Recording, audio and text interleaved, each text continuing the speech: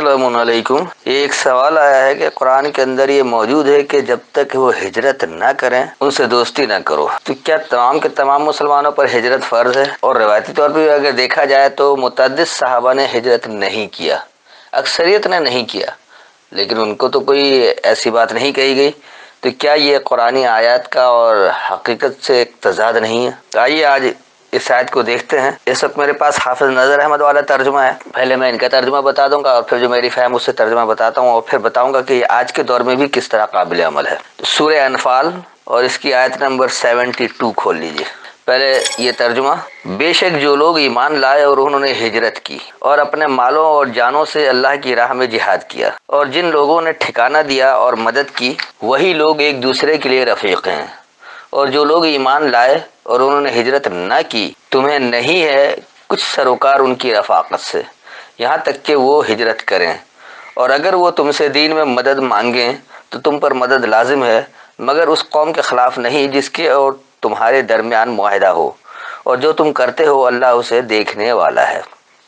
یہ ہے وہ روایتی ترجمہ جہاں سے سوال یہ پیدا ہوتا ہے کہ انہوں نے یہ کہا کہ جو لوگ ایمان لائے اور انہوں نے ہجرت نہ کی تو تمہیں ان کی رفاقت سے کوئی سروکار نہیں ہے، یہاں تک کہ وہ ہجرت کریں۔ یعنی اگر کوئی ہجرت نہیں کرتا ہے اور وہ ایمان والا بھی ہے تو پھر بھی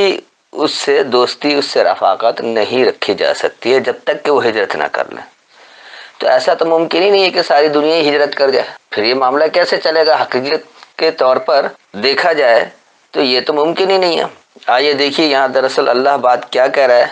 اور روایتی مترجمین نے کیا سے کیا بنا دیا ہے۔ ان الذین آمنوا، بے شک جن لوگوں نے مانا، وہاجروا اور انہوں نے چھوڑ دیا۔ یہ ہجرت یہ نہیں ہے کہ کسی زمین سے کسی دوسرے خطے میں منتقل ہو جایا جائے، جیسے مکہ سے مدینہ یا کراچی سے لاہور یا پاکستان سے امریکہ، اس طرح کوئی زمینی ہجرت کی بات ہی نہیں ہے۔ جن لوگوں نے مانا اور انہوں نے چھوڑا، تو کیا چھوڑا؟ اپنے ان عقائد کو، اپنے اس عمل کو جو قرآن کے خلاف رہا ہے۔ جیسے ہی اللہ کی بات کو مانا، انہوں نے ہر اس عمل کو چھوڑ دیا۔ اس چھوڑنے کی بات ہو رہی ہے، یہ کوئی زمینی ہجرت کی بات ہی نہیں ہے۔ تو بے شک جن لوگوں نے مانا اور انہوں نے چھوڑ دیا، وجاہدوا باموالہم وانفسہم، اور انہوں نے جد و جہد کیا اپنے مالوں کو اور اپنے نفسیات کو، فی سبیل اللہ، اللہ کے راستے میں، والذین آووا ونصروا، اور جن لوگوں نے پناہ دیا، ٹھکانہ دیا اور انہوں نے مدد کیا، اولئک بعضهم اولیاء بعض، تو یہی لوگ ہیں ان کے بعض بعض کے نزدیک تر ہیں، نزدیکی ہیں، نزدیک تر ہیں، ولی ہیں، ولی کی جمع ہے اولیاء۔ والذین آمنوا، اور جن لوگوں نے مان لیا، ولم یہاجروا، اور انہوں نے نہیں چھوڑا، ما لکم من ولایتہم من شیء، نہیں ہے تمہارے لیے ان کی نزدیکیوں سے کوئی شے سے۔ یعنی وہ لوگ جنہوں نے مان لیا اور انہوں نے پھر بھی اپنے اس عمل کو نہیں چھوڑا جو اللہ کے احکامات کے خلاف ہے، تو پھر کسی شے سے بھی آپ کی ان کی نزدیکی نہیں بنتی، آپ کی ان کی دوستی، آپ کی رفاقت کچھ بھی نہیں بنتی ہے۔ حتیٰ یہاجروا، یہاں تک کہ وہ چھوڑ دیں، یہاں تک کہ وہ اپنے اس غلط عمل کو چھوڑ دیں جو انہوں نے قرآن سے سیکھا، جو ان کو سبق ملا ہے، اس کے خلاف جو عمل ہے اس کو چھوڑ دیں۔ تو یہاں کہیں بھی زمینی ہجرت کی بات ہی نہیں ہے، کیونکہ ماننے سے بات چلی ہے۔ ماننے میں چھوڑنا کیا ہوتا ہے کہ جب آپ نے اللہ کی بات کو مان لیا تب اس کے خلاف جو بھی بات ہو اس کو چھوڑ دیں، اس کے خلاف جو بھی عمل ہے اس کو چھوڑ دیں۔ تو یہ تو نہیں ہو سکتا کہ زمین چھوڑ دیں۔ وَإِنِ اسْتَنْصُرُوكُمْ، اور اگر تم سے مدد چاہیں، فی الدین، خاص نظام میں، فَعَلَيْكُمُ النَّصْرُ، بس تم پر ہے خاص مدد دینا، إِلَّا عَلَىٰ قَوْمٍ بَيْنَكُمْ وَبَيْنَهُم مِّيثَاقٌ، صرف اس قوم پر کہ تمہارے درمیان اور ان کے درمیان معاہدہ ہے، وَاللَّهُ بِمَا تَعْمَلُونَ بَصِيرٌ، اور اللہ اس کو جو تم عمل کرتے ہو دیکھنے والا ہے۔ میں ایک بار اس کا رواں ترجمہ بتا دیتا ہوں اور پھر اس کو بتاتا ہوں کہ آج کے دور میں کس طرح قابل عمل ہے۔ بے شک جن لوگوں نے مانا اور انہوں نے چھوڑ دیا اور انہوں نے اللہ کے راستے میں اپنی نفسیات اور اپنے مالوں کی جد و جہد کی، اور جن لوگوں نے پناہ دیا اور انہوں نے مدد چاہا، تو یہی لوگ ان کے بعض بعض کے نزدیکی ہیں۔ اور جن لوگوں نے مان لیا اور انہوں نے نہیں چھوڑا، تمہارے لیے کسی شے سے ان کی نزدیکی میں سے نہیں ہے، یہاں تک کہ وہ چھوڑ دیں، اور اگر وہ تم سے خاص نظام میں مدد چاہیں، بس تم پر خاص مدد کرنا ہے، صرف اس قوم پر کہ تمہارے درمیان اور ان کے درمیان معاہدہ ہے، اور اللہ اس کو جو تم عمل کرتے ہو دیکھنے والا ہے۔ گو کہ ترجمے میں ہی بات تو واضح ہو گئی ہے، پھر بھی اس کو بتا دے رہے ہیں کہ آج کے دور میں بھی کس طرح قابل عمل ہے۔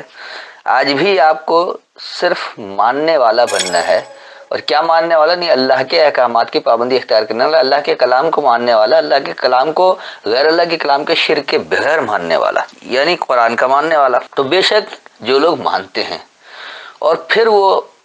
ہر اس عمل کو، ہر اس فعل کو چھوڑ دیتے ہیں جو قرآن کے خلاف ہے، جو اللہ کے احکامات کے خلاف ہے، جو اللہ کے فرمان کے خلاف ہے، اور پھر وہ اپنی نفسیات سے بھی اور اپنے مالوں سے بھی اللہ کے راستے میں جد و جہد کرتے ہیں۔ تو اللہ کا راستہ یہ کوئی پگڈنڈی بنی ہوئی ہے، کوئی شاہراہ کا نام نہیں ہے، بلکہ اللہ نے جو راستہ بتایا ہے وہ کردار سازی کی ہے۔ سب سے پہلے ہر انسان خود اپنی کردار سازی کرے، اور جب ایسے با کردار لوگ ملتے ہیں تو پھر اچھے معاشرے کی بنیاد پڑتی ہے، اور جب وہ بہترین معاشرہ وجود میں آ جاتا ہے تو دنیا کے لیے ایک نمونہ بن جاتا ہے، ایک ماڈل بن جاتا ہے، اور پھر دنیا چاہتی ہے کہ کاش ہم بھی اسی ماحول میں رہیں۔ جیسے مثال کے طور پر اگر آج دیکھا جائے تو اب میں بجائے پوری دنیا کی مثال لینے کے صرف پاکستان کی مثال لے لیتا ہوں کہ پاکستان کی بدامنی، پاکستان کے حالات، معاشی حالات، امن و امان کے حالات اور تمام مجموعی حالات کو دیکھتے ہوئے ہر شخص کی یہ خواہش ہوتی ہے کہ ایسا نہ ہو، لیکن پھر بھی اگر ایسا موجود ہے تب وہ چاہتا ہے کہ فوری طور پر وہ یہاں سے نکل جائے۔ اب امریکہ کو پورے پاکستانی برا بھلا کہتے ہیں کہ مفاد پرست ہے، اپنے لیے استعمال کرتا ہے، مسلمانوں کے خلاف ہے، سب کچھ کہتے ہیں، لیکن اگر آج امریکہ اعلان کر دے کہ آؤ ہم ویزا دے رہے ہیں، کون کون امریکہ جانا چاہتا ہے، تو یقین جانیے کہ جو لوگ سب سے زیادہ مخالفت میں نعرے بازی کرتے ہیں اور روڈوں پر نکلتے ہیں، سڑکیں بلاک کرتے ہیں، املاک کو نقصان پہنچاتے ہیں، وہ لوگ سب سے پہلے ویزے کے لیے آگے ہوں گے، اس لیے کہ ان کا کوئی نظریہ نہیں ہے، کوئی مقصد نہیں ہے، زندگی گزارنے کا کوئی اصول نہیں ہے۔ یہ لوگ صرف دولت کے پیچھے بھاگتے ہیں، یہ لوگ صرف سکون چاہتے ہیں، برا بھلا کہتے ہیں، سب کچھ کرتے ہیں، لیکن یہاں سے تو زیادہ ہی سکون ہوگا نا، کوئی بات نہیں، وہ مسلمان مخالف ہے تو کیا ہوا، وہاں جا کے نمٹ لیں گے، بہت سارے مسلمان رہ رہے ہیں۔ تو ایسے